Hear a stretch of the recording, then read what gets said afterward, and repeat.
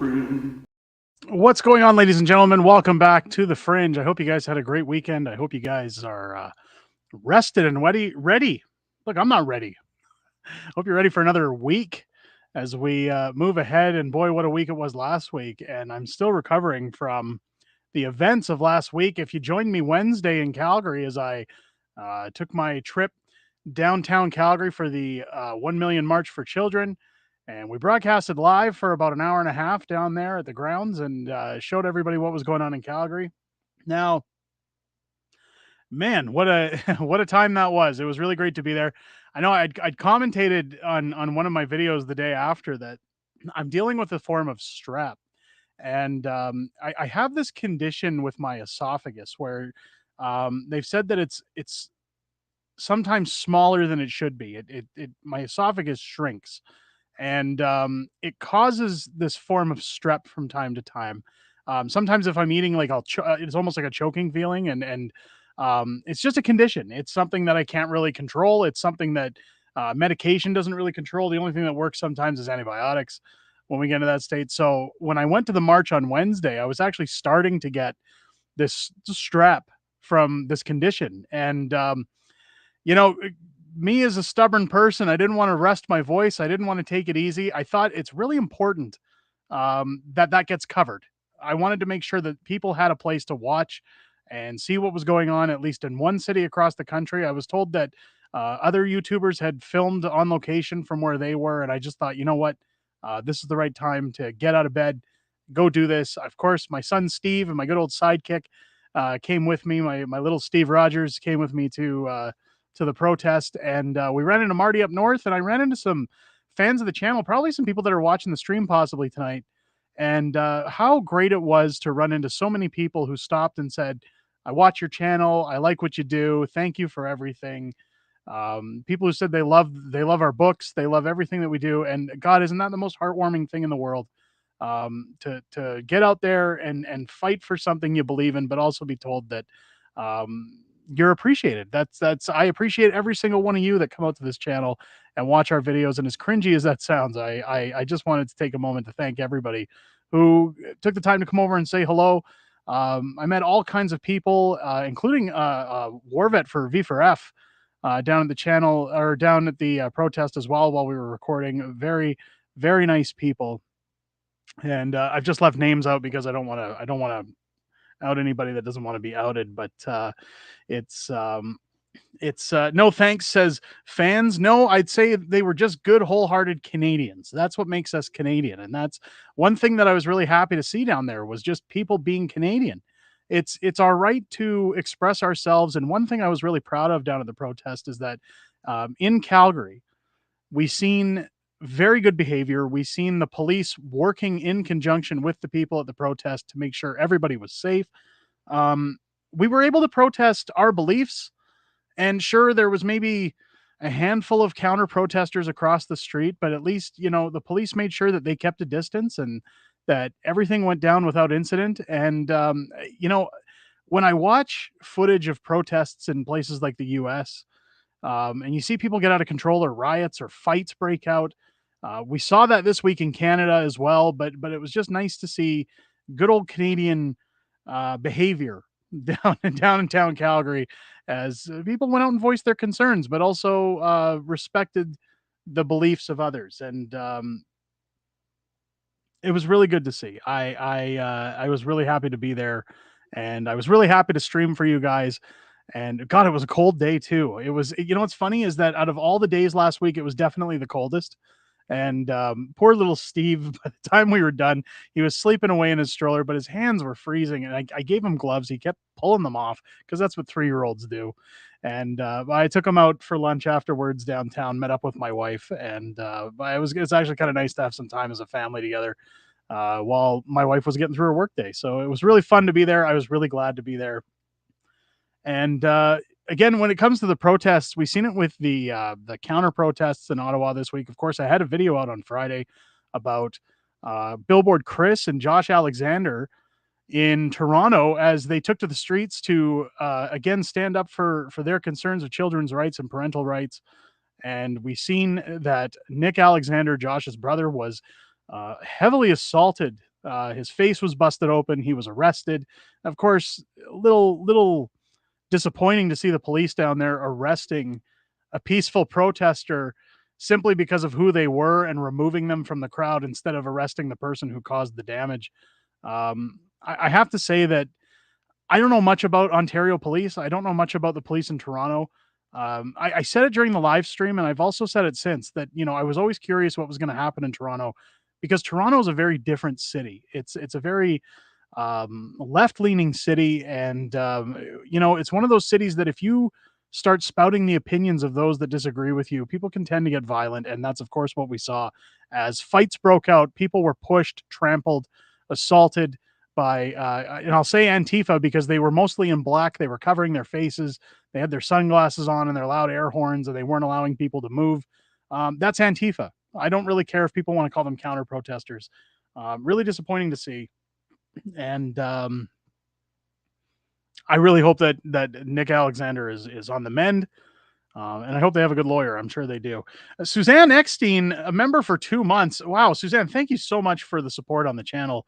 That is greatly appreciated. Just a reminder, folks, that all of our members on our live stream October 22nd, if you're a member of the channel, you're automatically entered into a draw to win a copy of my newest book, The Young Kid's Guide to Grooming. That book, of course, is available right now on Amazon. However, the copy I will be raffling off is the first printed copy, not a first edition, the very first copy to be printed, at which I have signed. And one lucky member of the channel is going to have that book sent to them for their collection. And I'm looking forward to that draw. I'm looking forward to giving that away for you guys. And again, membership is not required on the channel. I wanted to just do something to give back to people who support the channel. And I really appreciate all that you guys do. So thank you for that, Suzanne. Thank you for the 2 months. Let's get into the stream first. Let's get caught up with the chat. Xylo coming in. It's easier to arrest one than it is to arrest 20. Still strong, but that's how it is. Yeah, or still wrong. Yeah. I fully agree. That's a great statement, and I totally agree with that. I think it's Toronto love the groomers. Trudeau and check meathead. Yeah, we're gonna get into that. Anthony Rhoda apologizes for honoring the bad guys from WW2 in the house just breaking. So I've got a video coming out on that tomorrow, but I want to talk about that a little tonight. We're gonna get into that. And terrorist gang in Canada to be funded, and but Goat Country get fired. There you go. Welcome in, everybody. Welcome in, Brian. Welcome in, Marie Louise, and Mike TV Dub, Xylo, Trudeau's a commie.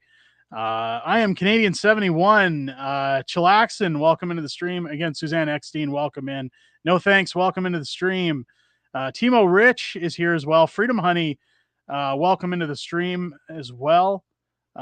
With Freedom Honey coming into all those who marched Wednesday, tip of the hat. Thank you so much. And thank you to everybody who did participate this week. That's fantastic. It was great to see so many out in Calgary. And I was happy to march alongside. Derek Macbeth coming in as well. How you doing? How you doing? Susan, I wanted to say Suzanne because we just mentioned Suzanne Eckstein. Susan Collette, welcome into the stream. Hope you're doing well. Now, as for this week, when it came to and look, I can't forget about CB. CB's here. Welcome into the stream, CB. The SS Soldier, are you kidding me? Yes. Now, I do have a video coming tomorrow, and I do want to talk about. Let's talk about that now, actually. Let's get into that right now. So, Anthony Rhoda, the House Speaker, taking the fall for saying that he didn't vet this this officer that came into the House of Commons, and I find that very hard to believe that this is somebody who was allowed access to the Prime Minister of Canada. This is somebody who, let's be honest, Justin Trudeau knew this guy was coming in. Now, I'm not going to say they 100% knew this guy's history, but you'd think, come on, guys, this is the Prime Minister of Canada. If you wanted, and I say it in tomorrow's video too, if you wanted to get in touch with Joe Biden or go see Joe Biden in the White House, I'm willing to bet you are given a mass security check. I'm willing to bet that every inch of your history is looked at. You're patted down, you're followed by security, and even as you enter a room, war veteran or not, you are probably given no inch of space in between you and one of the most important people that run the country.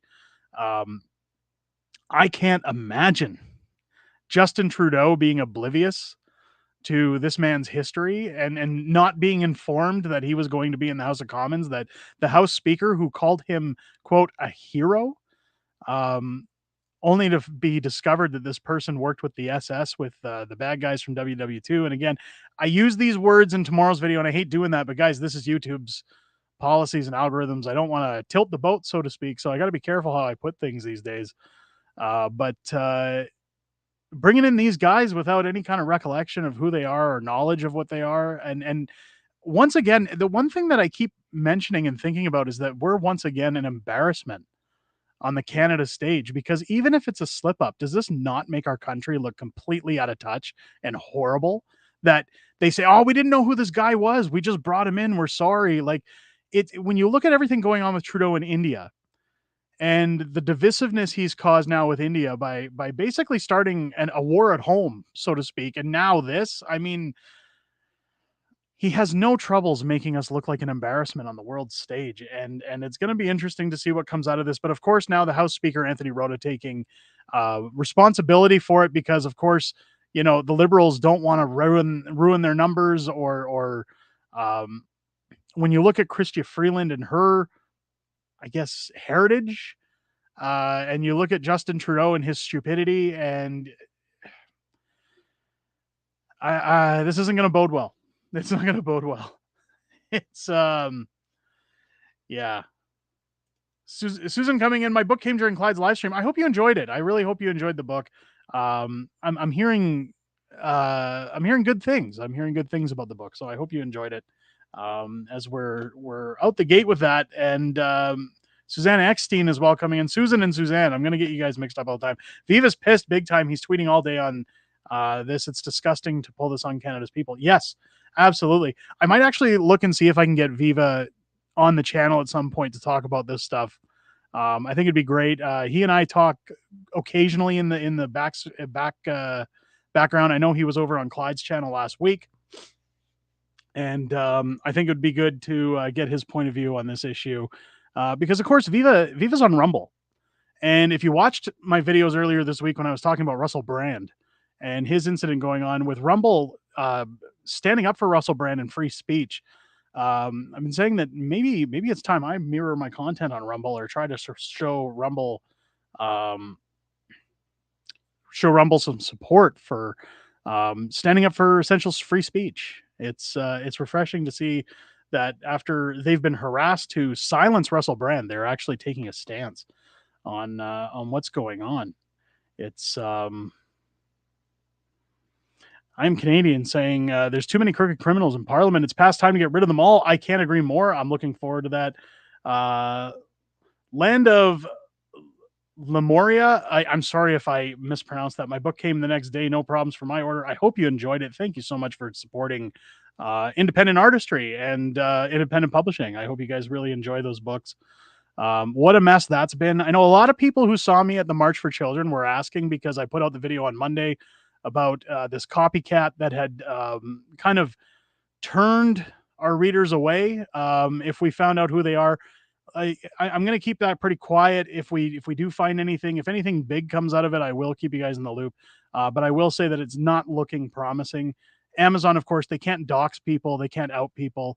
I have spoken with some legal personnel, and they've told me that part of the problem is that while they used the names unacceptable and fringe multiple times, they did not use it together as in the same as my company, and they've really done nothing to violate copyright laws. And unfortunately, these things happen. It's just too bad we didn't notice them earlier. And it's crazy. It's been crazy.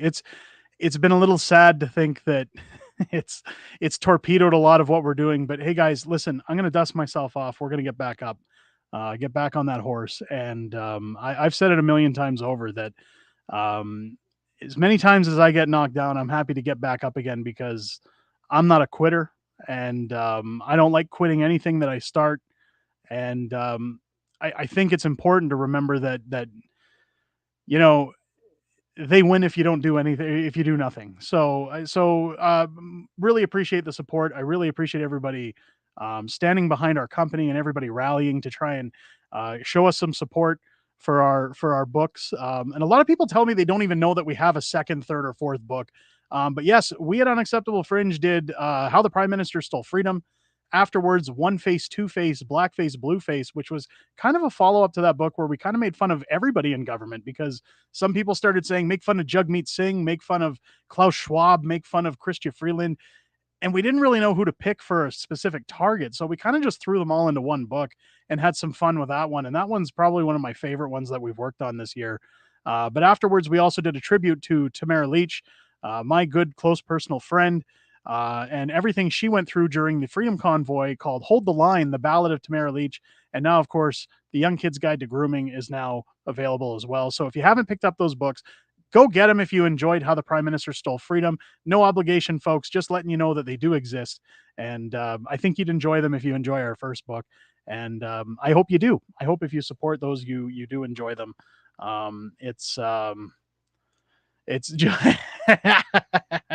well, Joe, I'm not going to say you're wrong, but hey, let's talk a little bit more about Wednesday, shall we? Because I made a couple of videos and I've talked on Twitter about a lot of things. And I know a lot of my viewers aren't even on Twitter. If you aren't on Twitter, or if you are on Twitter or X or whatever they call it now, make sure to show me or give me a follow over at Unaccept Fringe. Of course, they limit your characters on there. So I'm over at Unaccept Fringe on X, Twitter, or whatever you want to call it. But I tweeted out about Pierre Poilievre. Now, this was in response to Clyde's interview with Viva.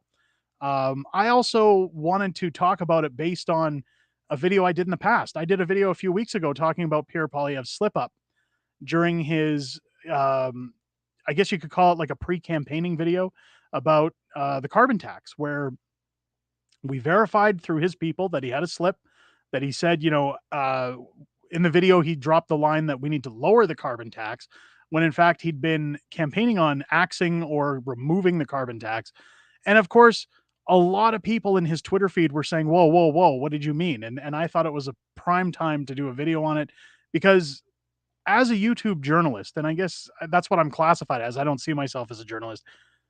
I'm always told anytime I slip up with information or anytime I've been wrong about something, I'm always happy when people come out to the channel and people say, hey, you're wrong about this. This is the real information. You need to fix this. You need to correct this. People hold me to a high standard on this channel, and I appreciate that. Because not only am I in YouTube, but I'm getting into a form of politics in my municipal run, and accountability is key. And to be called on something, I certainly never look at anybody in a negative light when they call me out on something, because that tells me that not only do they expect more from me, but they enjoy what they see here and they deserve better. So they want me to become better. And that's part of the reason why I've called out Pierre on some of these issues, is that I feel my viewers deserve transparency. And I believe that after 8 years of Justin Trudeau and the nonsense that have gone on, that we as constituents, we as Canadian citizens deserve better when it comes to our leaders moving forward, whether that be Pierre or anybody else. Now, a lot of people have this attitude that, hey, don't rock the boat, don't risk making Pierre look bad because we'd hate for him not to get elected next time around. You're going to sway people the other way. That is not the idea. The idea is to be critical when necessary, while also showing support. Now, of course, um, Pierre's people cleared up the slip on that video. They cleared up that, yes, in fact, Pierre had a stumble, and he did want to get rid of the carbon tax altogether. That, according to his assistant. So again, if Pierre doubles down and doesn't follow through on what he says he's going to do, I can always say that I was told definitively by his number one that, yes, they were going to get rid of it altogether. The reason those clarifications are important is, if you remember, Jean Chrétien ran for prime minister and he ran to get rid of GST. Yet here we are in 2023 still paying 5%. So politicians often say they're going to do one thing and then do another. And when you have a slip like that and it gets past editors and it gets past um, the close ear of the Conservative Party and published on YouTube and Twitter and Instagram, you start going, was this done on purpose or was that a slip? I think it was important to question those things. Now, Wednesday, Wednesday, I questioned Pierre Poilievre and his involvement in the Million Person March. And a lot of people were angry. A lot of people came forward and said, he's already made his statement. He already supported this. He supported parental rights. He supported parents' rights to be informed and not have secrets hidden from them from the schools. And I am aware, I am well aware that Pierre has supported that. I guess the question in place for Pierre Poilievre, when you look at Wednesday's protest, Ottawa, from what I was told, were thousands of people protesting. You have Justin Trudeau coming out, texting how deplorable people are, how unacceptable people are, just like he did during the Freedom Convoy. He's demoralizing Canadians for speaking up for what they believe are their rights. These are people who took a day off of work, in most cases, to be in whatever city they were in, to march, to protest, to say their piece, to fight for what they believe in. And you have Jagmeet Singh marching with counter-protesters, Justin Trudeau demoralizing the Canadian people, and Pierre Poilievre, who is the leader of the opposition. Remember that. The leader of the opposition. He's not just a candidate. He leads the opposition in Canada. And yes, he's publicly made a stance. But while the people are outside being punched down on, a lot of people say, hey, he did his job. He went to work like he's supposed to. Again, I feel like we're just making excuses because we don't want to rock the boat. My question, I'm not barreling down on Pierre Poilievre. I'm simply asking, is that not the right time to come out? And you don't even have to take a side. You don't have to make a statement. But you could appear on Parliament Hill and say, I am the leader of the opposition and I disagree with Justin Trudeau. You don't have to fight with the people protesting, but just say, you're not deplorable. You're not unacceptable. I stand with you. I stand with you to have, like, standing with somebody doesn't necessarily mean his statement about the children. He could just say, I stand with you in your rights to protest. But I just personally feel, and again, this is my opinion, folks, that he missed a golden opportunity to solidify a lot of people that were on the fence about voting for him, that he can pick a side and stick with it. A lot of people feel that he wavered with the trucker convoy because we all remember that classic interview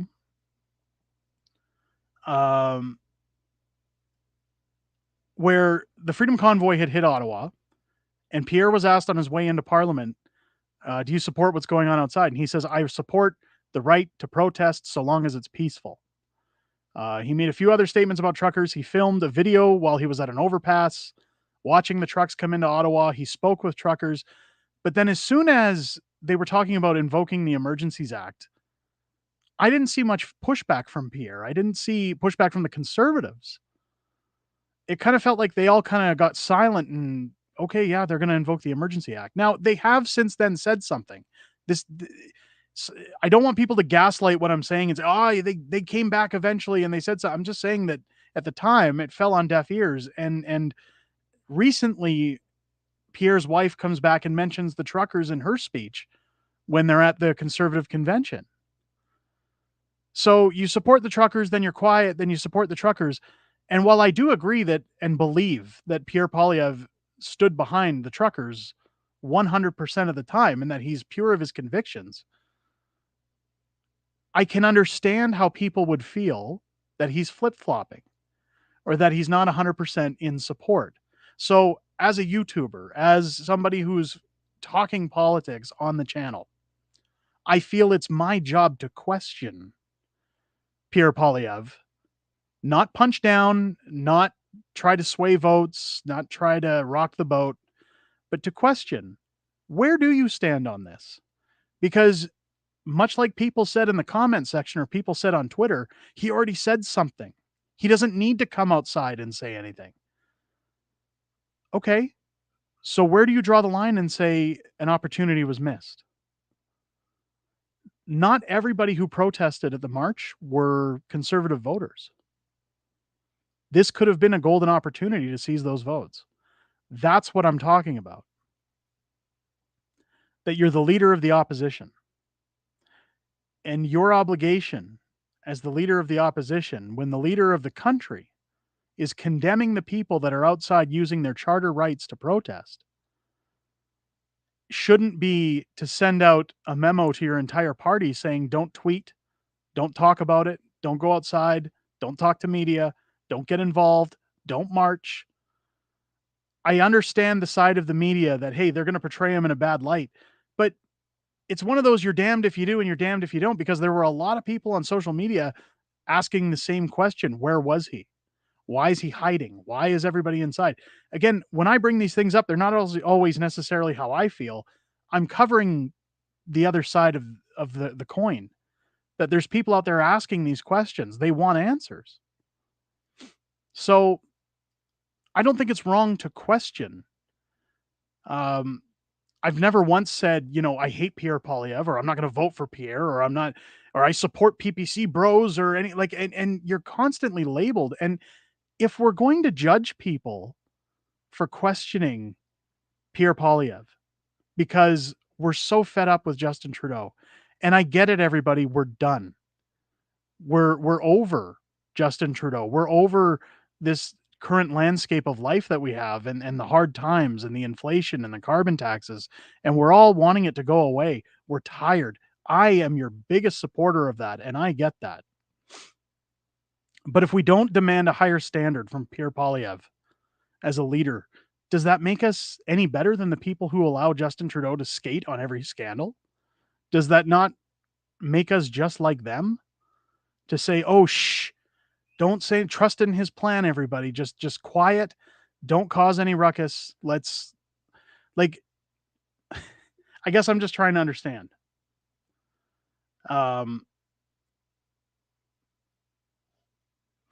says, I don't see he missed his mark. And you're free to think that. And I am not saying that if you don't think the way I think, you're wrong.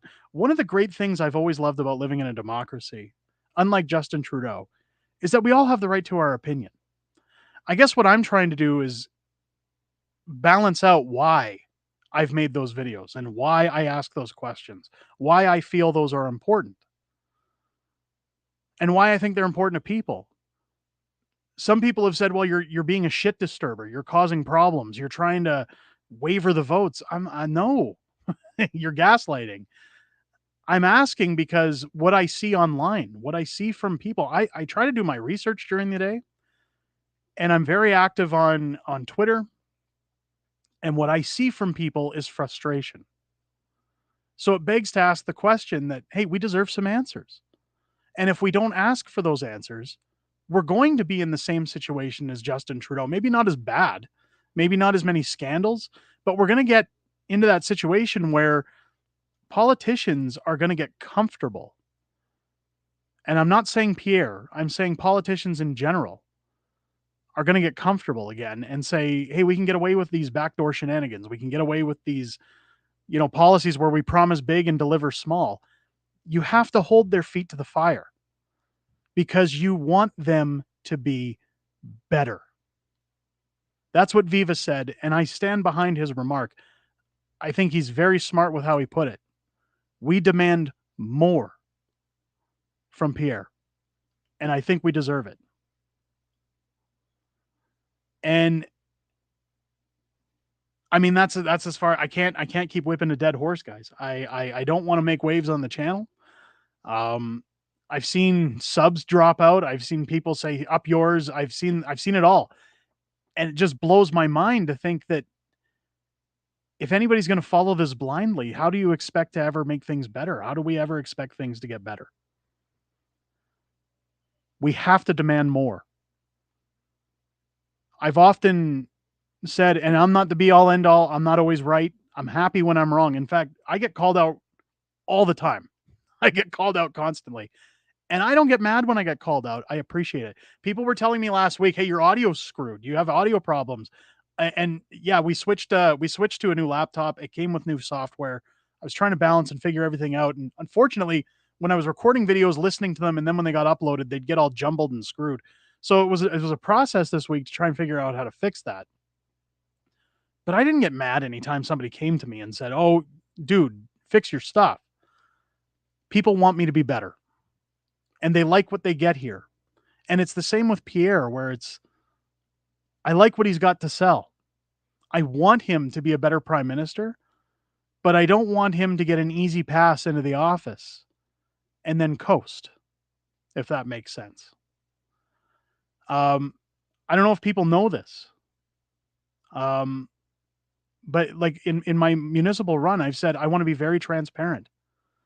I want to tell people frequently what is going on because taxpayers have the right to know. There's no closed door meetings. There's no hiding in the shadows or backdoor deals because people's taxes are what funds the city. They fund the province. They fund the federal government. People have a right to know what's going on, and people have a right to transparency. And some people have said that's going to bite you in the tail. And okay, but that's, as a general citizen of the public, as somebody who's had to decide, do I buy food or pay my utility bill? I don't want people to feel like I'm hiding anything from them. And I believe in honesty. And that's part of the reason I'm running, is because I'm not a politician. I'm not one of these guys that thinks I can sneak things past people. I want people to know the truth. The truth is important. And while you're not always going to get it from our leaders, it's very important to have out there. Last October, I was invited to Parliament to meet with members of the Conservative Party and sign books. And I met with Pierre Poilievre. And I had a very good conversation with him. And I'm just like that video where I checked with his number one. I'm in contact with his people. So I'm not out to get Pierre, and I'm not out to ruin his politics. If anything, I would hope that he appreciates the questions. I hope that he appreciates the clarification, so that nobody's getting buyer's remorse and that nobody's getting what they don't expect out of a leader. It's very important. At least I feel it's very important. Um, let's get caught up in the chat. I don't want to keep whipping a dead horse. Let's. Do you think PP will call out the unions for their dirty tactics? It was horrible, Brian, and I'm not sure if he's going to go that route. Again, I know. So again, what I've said earlier about being in touch with Pierre's people.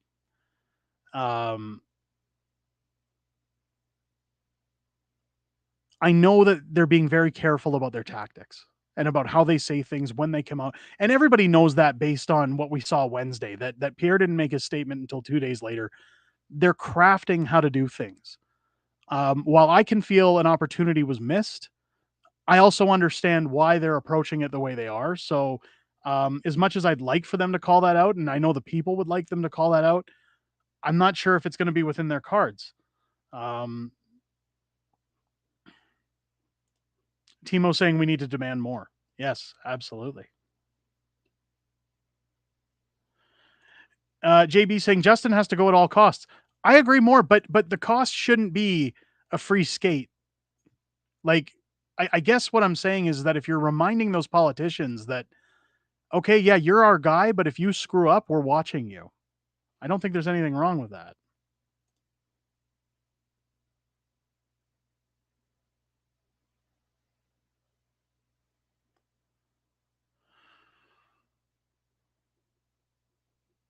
Brian hitting it again. PP has no competition. Keep him on his toes. Yeah. Try bending water around a ball. Humans are like that when presented with facts that contradicts their dogmas. They retreat to TV news, said. Okay, yeah. That's one way of looking at it, I guess. It's sad that 30% still support Trudeau. Again, Timo, I don't know if I buy those numbers, because my question is, those are the numbers that always come out from government funded media and government funded polling organizations that I start going, is it really that? Is that the case? But I know there are, when we talk 30%, you have to realize that when we're looking at per capitas across Canada, we're looking at a group of people that are in one kind of cluster of area. That one bottom right corner of Ontario has more population than most of the country per capita. So those are traditionally liberal voters. And while those people typically decide our elections, it's the age groups you have to look at. These are young people that don't really understand the weight of their votes.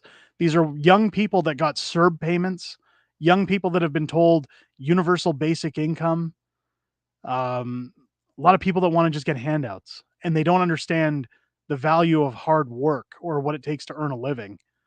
Um, and yeah, if I can get roasted for saying that, fine. But I'm just saying that's typically what I see.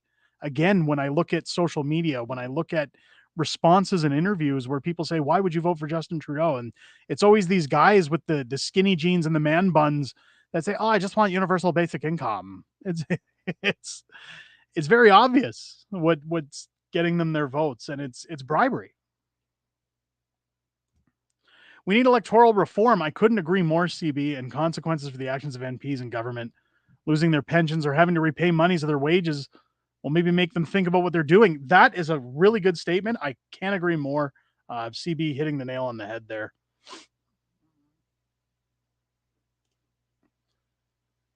Anyone in Google search Ukraine human trafficking, tell me what you find. I'm pretty sure it's alarming, to say the least.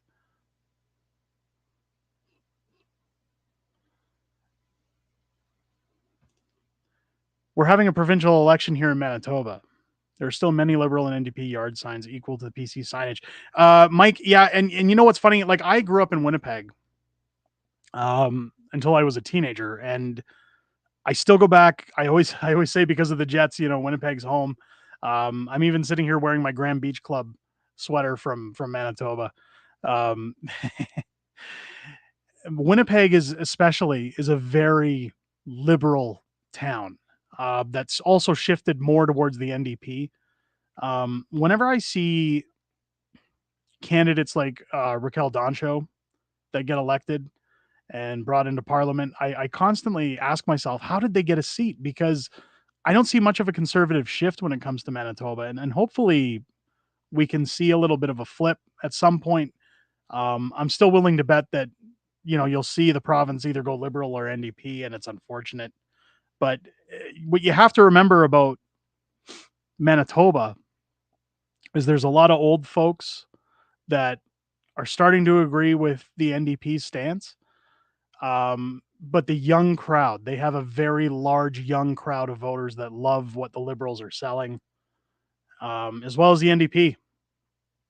If you look at what happened in Manitoba today with their anti-protest against parental rights, there was a huge turnout of people that support keeping secrets from parents. It looks like I saw thousands at the legislature in Manitoba. I love them. I love Winnipeg. Again, I'll always say it's home. But what I saw today with that anti-protest was disturbing, to say the least.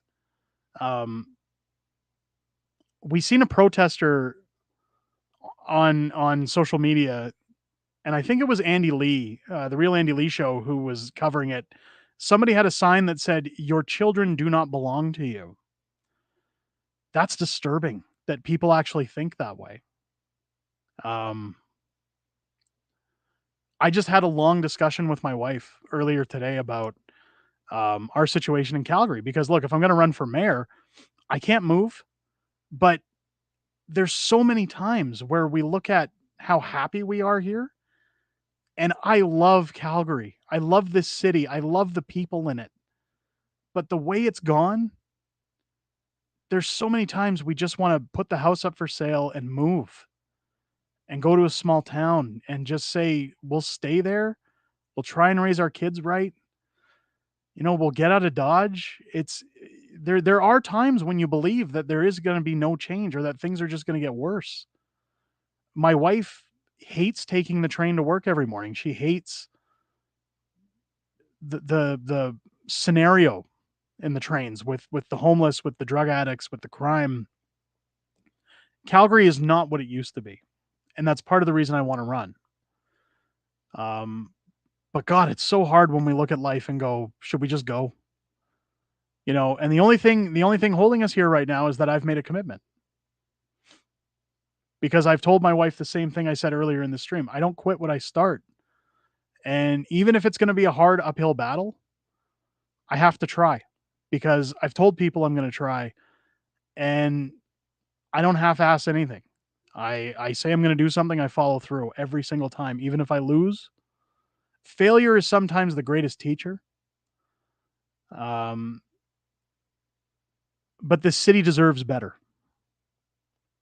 And I believe that, I mean, God, in the million to one shot that I could get that mayor's seat, I know that I always say I'm going to take it, I'm going to get it, but that's confidence. In that million to one shot I could get the mayor's seat, boy, I'd make some big changes in this town. And I would hope that it would roll on to other towns to start waking up and saying, hey, if we vote for somebody like this, we can get that too. You know, that's it's hard. It's really hard because I hate watching my city go like this. But there's sometimes I ask myself, is it able to be saved? Are we able to see a change? Right?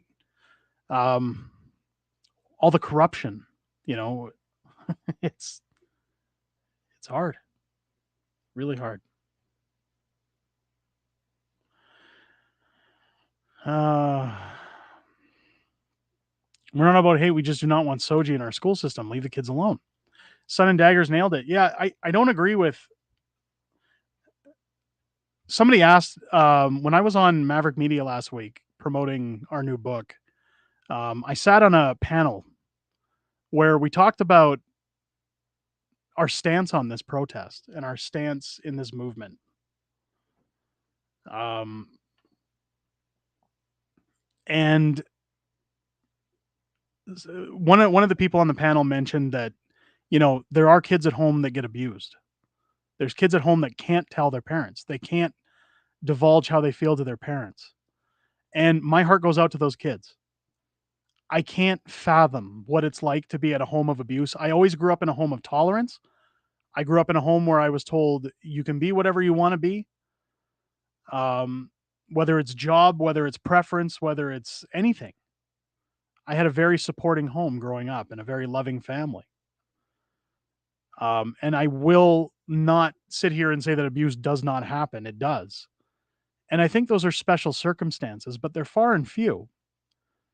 And if I were a teacher or a teacher's assistant or a resource officer at a school or whomever, a phys ed teacher that a student confided in about how they felt, my job as a teacher wouldn't be, shh, don't tell your parents. It would be, how do we fix this? How do we make this student's life better for them? How do we make them feel at ease, take away stress? How do we help them cope with what they're going through? And a lot of that would involve talking to the parents. Now, a teacher doesn't have to go to a parent and say, hey, your kids came to me and said that they're gay if they're not sure how they're going to handle it. But they could start a conversation with, your kid has some concerns and they're worried about talking about things at home. Have a discussion with the parents to get a feel for how tolerant their house is. Maybe bring in some form of a counselor. There should be services like that for students at schools where they try to help the families, not just the student. I agree in a very strong mental health for children and a strong mental health for adults, because I had a cousin who came out as gay. And while most of her family was very supportive, some of them didn't understand it. And had they have had those resources, they probably could have talked it out and come to some form of an agreement. And I've taken my stances on things where I've said, you know, I don't like certain actions that go on around children. I don't like the behavior of people saying, accept me that I'm a woman, even though I have male parts. I'm like Dave Chappelle, where I say, you can say that all you want, but how much am I supposed to participate in your delusionary behavior? That if my children ever came home, I would hope that my kids know that they can come to me at any point in time, even if they've driven over somebody with a car and killed them. They can come to me and tell me, and I'm going to sit down and say, okay, how do we handle this? I would never disown my children for feeling a certain way about themselves. I would question how they came to that conclusion. Are they being pressured by outside sources? Um, how long have they felt this way? What age are they when they're telling me these things? There's a lot of things to consider. A lot of it comes down to confusion. And I can honestly say, and it's the same thing I said in this interview with Maverick Media, that I thought I knew everything when I was a teenager. There's some really stupid things I wanted to do that my parents always said, the hell you are. And I didn't end up doing them. And I'm really glad that they stopped me because I didn't know anything.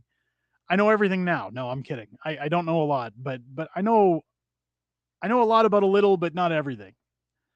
Um, but I digress that I try to be supportive of my kids. And most families, I think these days, when you look at the average, when you look at the typical suburban family these days, in this society where things are changing, where people are becoming more tolerant, where society is saying that we're accepting of people, most families would hear their children out. I would think, I would assume if they had something to talk about, if they had um, a feeling of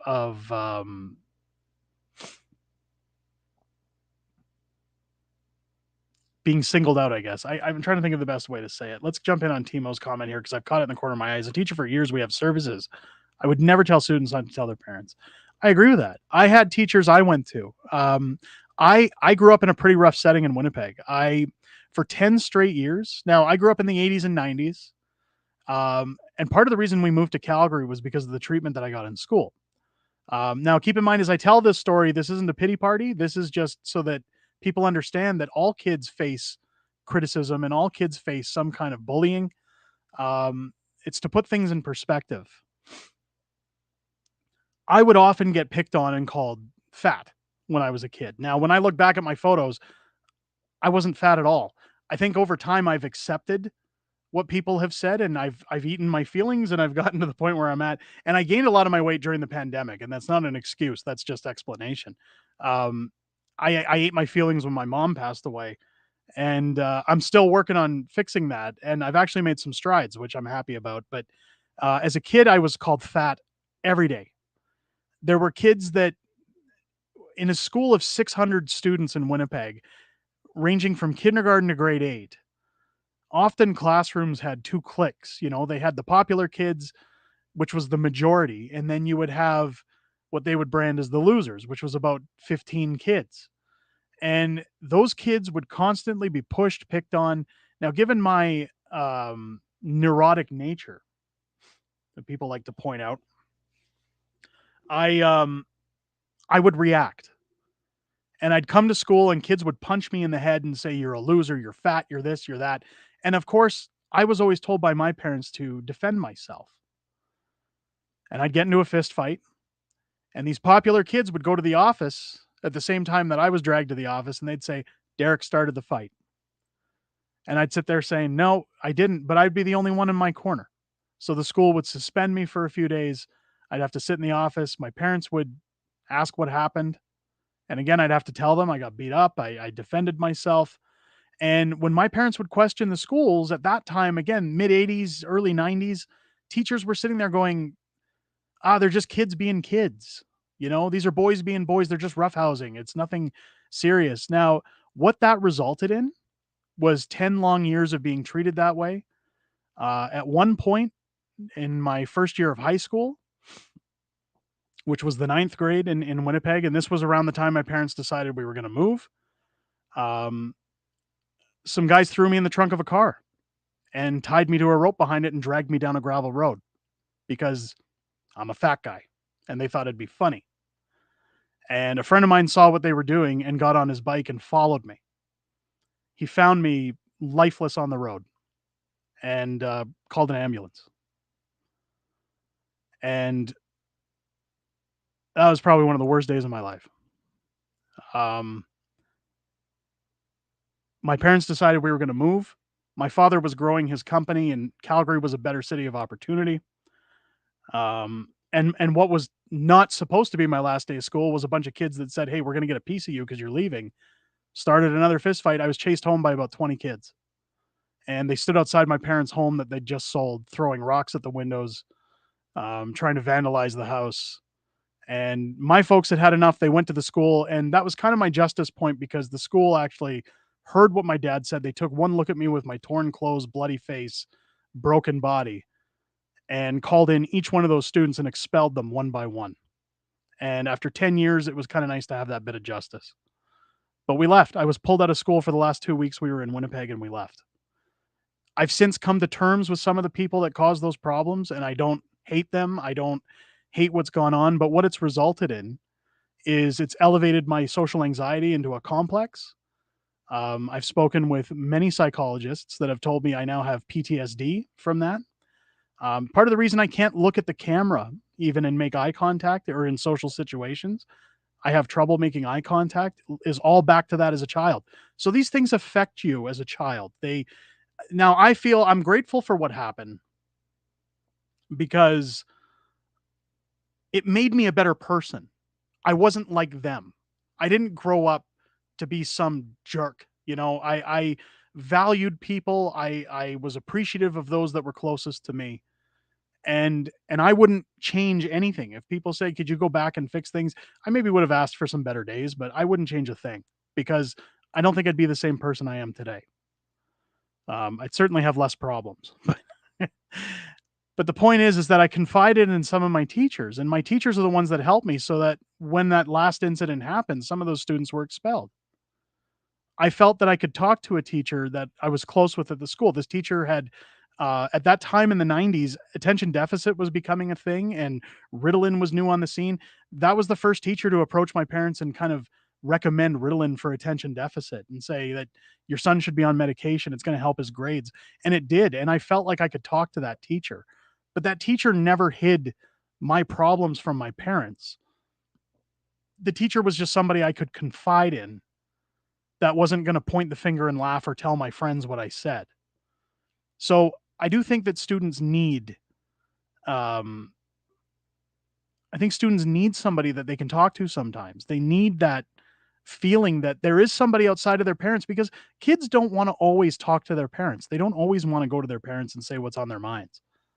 I just believe that schools should be doing everything they can to try and bridge the gap, so to speak, between their parents and whatever's going on in their lives, whether it be their sexual preferences, whether it be bullies, whether it be their own self-image and mental health. I think mental health is one of the most crucial and important things in this world. Um, I feel that I've always said teachers are underpaid. Teachers are very underappreciated for everything that they do. They deserve a hell of a lot more than they get. And yeah, I got this friend that I'm still friends with from Manitoba whose mom was a substitute teacher, and she's not doing so hot these days, but she was one of the greatest teachers I ever had. Whenever she'd substitute, I was so excited. She was like a second mom to me, and I'll always have those memories, and those are people that, this friend of mine, his dad taught me out at their cabin how to play backgammon. They spent time with me. They taught me how to fish. Like, there are adults that you can be around. He was also my hockey coach, but there were adults you could be around and feel comfortable with. I think it's important for kids, um, while also keeping parents informed. The more what's the old song? The more we work together, the happier we'll be.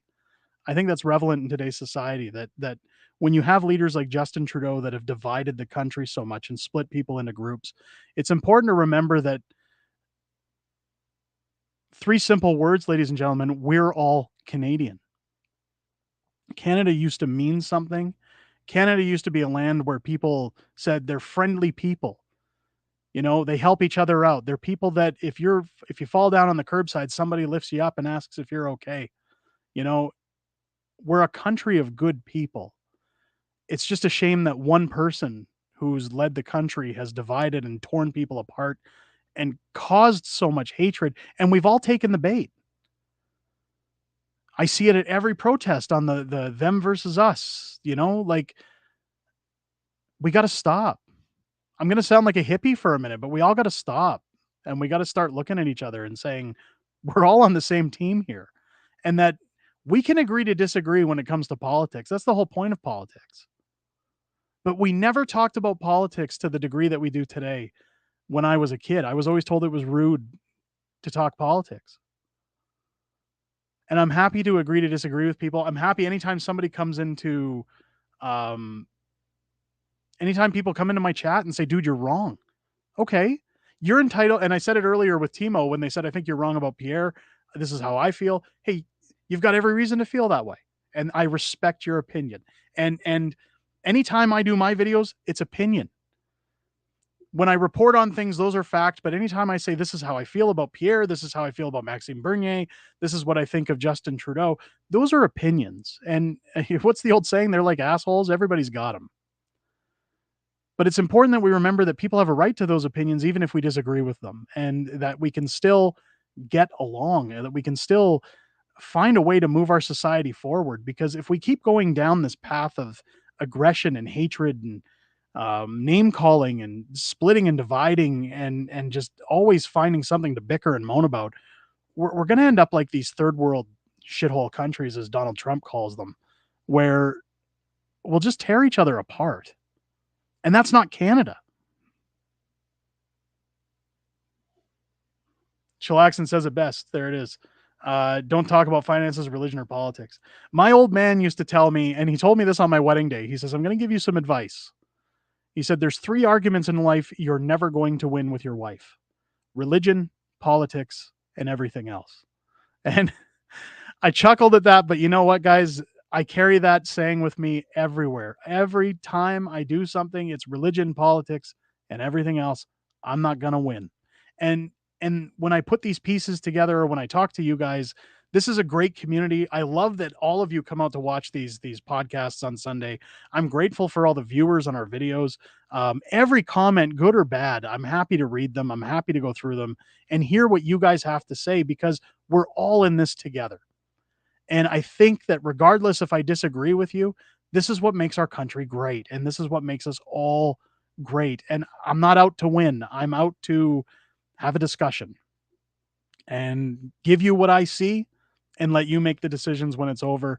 And I'm grateful. I'm very grateful for everybody who hangs out in these chats, again, who comes out, supports our channel, anybody who's supported our content, whether it's our books, our YouTube, followed me on Twitter, anything. This last year has been a hell of a ride. I went from having an idea about a project to being catapulted virally into this scene where I reach out to a guy like Jordan Peterson and say, hey, I'm the guy who wrote this book. And he says, I've heard of you. Would you like to get together? And I go, this is a guy I've followed for many years who's just all of a sudden invited me to come hang out with him. How does this happen? I can't wrap my head around it. When I was invited to Parliament, it's like I'm being given an award and recognition and at Parliament Hill for writing a joke book. Are you serious? Like I'm just a guy.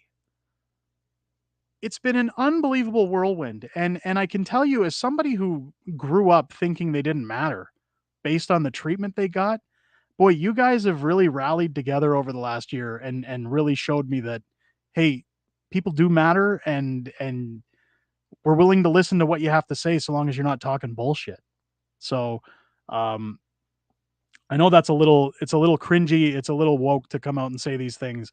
I guess after talking about my growing up and my past, I just want to assure everybody that everything's fine, and that I'm good, and that I do recognize each and every one of you.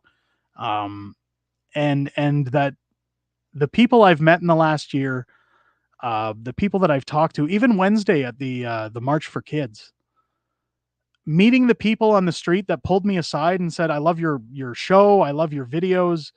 That to me is just as precious as meeting people like Jordan Peterson, because these are people that give me one thing they can't get back, and that's time. I never in a million years thought I'd be in a position that people are interested to hear what I have to say. And part of the reason I do these streams is because I'm interested in hearing what you guys have to say too, because your voice matters just as much as mine. So on that note, ladies and gentlemen, I'm going to wrap up the stream because my voice is starting to go.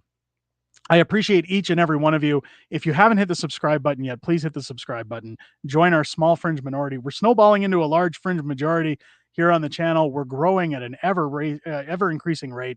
I'd like to hit that 10,000 sub mark ASAP. So make sure you hit that sub button, like, share, to comment, get us in that algorithm, ladies and gents.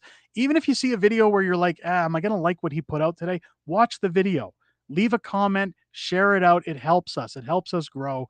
I look forward to each and every single one of you being here, and I can't wait for next Sunday to have another discussion with you guys. I hope you enjoy the videos we bring out this week, and I hope that you had a great time here despite the gloom and doom topics. You guys have yourselves a great week again. Stay safe, stay healthy, stay out of trouble. I'll catch you on the next one.